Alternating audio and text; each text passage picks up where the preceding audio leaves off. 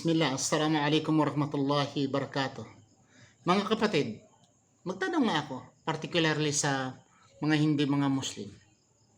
Bakit ba binigyan tayo ng utak? Bakit binigyan ba ito ng utak ng Diyos? May mata, may tainga, anong gamit sa utak? Para mag-isip, di ba? Example, yung dito tayo sa John, chapter 1, yung sabihin natin, buong aklat ng John, sinasabi dyan. So, sinasabi dahil, ang well nun dyan is, in the beginning was the Word, and the Word is with God. Okay? Magtanong nga ako, kaninong salita yan? Salita ng Diyos yan? Eh, hindi. Salita ng tao yan. At according to pa sa mga scholars, hindi naman si John ang nagsulat dyan. Sabihin natin si John. For consideration, si John ang nagsulat, si Juan ang nagsulat. Yung sa simula ay verbo.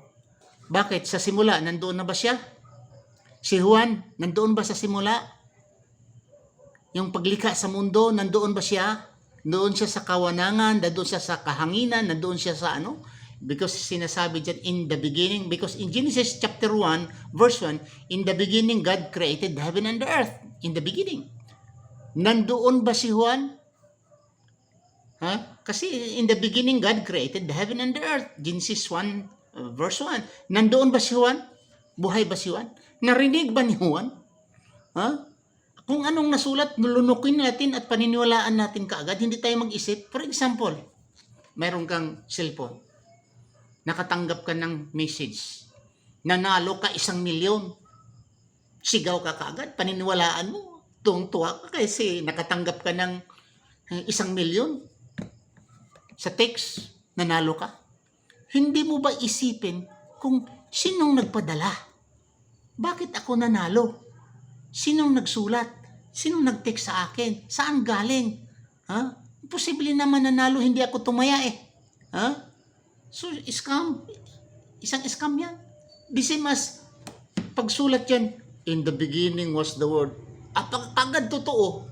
Hindi ba niya nag-isip yan? Si Juan, nandoon ba siya? Paano niya nalaman nga in the beginning was the Word and the Word was with God and the Word was God? Paano niya nalaman yan? Panaginip niya? May naghunghong sa niya sa Bisaya pa? Paano niya nalaman? Di ba niyo isipin? Paano nalaman ni Juan kung si Juan ang nagsulat? Palagay natin dahil modern scholars today, even AI, tanungin niyo ang AI, ay hindi yan sinulat ng mga disciples of Jesus Christ. Isipin ka natin, paano naging totoo yan? Nandoon ba si Juan? Paano nalaman ni Juan? Hindi ba gagamitin natin ang utak natin? Parang nakatanggap tayo ng text, nanalo tayo ng 1,000,000, sumigaw na tayo sa mundo, nanalo ako ng 1,000,000, nandito sa text ko, nanalo ako ng 1,000,000. Ganun ba? Nandyan si Juan, uno, in the beginning was the Word, and the Word was... Bakit? Di ba niyo isipin? Paano nalaman ni Juan? Sinulat ba talaga ni Juan? Paano nalaman ni Juan in the beginning? Isipin mo, isip.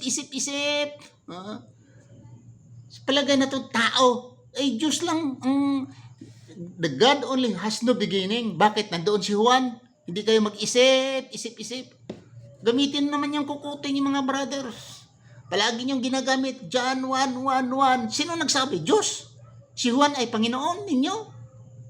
Hindi niyo matanong kung Juan saan kagaling, sinong nagsabi. Hindi man din niya sinabi na ito ay sabi ni Jesucristo, sabi ito ni Pablo sa akin. Hindi. Parang si Juan ay nandoon. Ay marami pa diyang mga kabulastugan na talagang mahulog tayo na abnormal, mga sira utak dahil naniniwala tayo na hindi natin alam kung sino ang nagsulat, ang totoo lang. So, nandyan sa inyo mga kapatid, gamitin natin ang utak natin, gamitin ang tainga natin, gamitin ang mata natin, mag-isip-isip naman tayo. Paano nalaman ni Juan na in the beginning was the Word? Nandoon ba siya? Nakita niya ang Diyos at nakita niya ang Word? Okay. Maraming salamat. Assalamualaikum warahmatullahi wabarakatuh.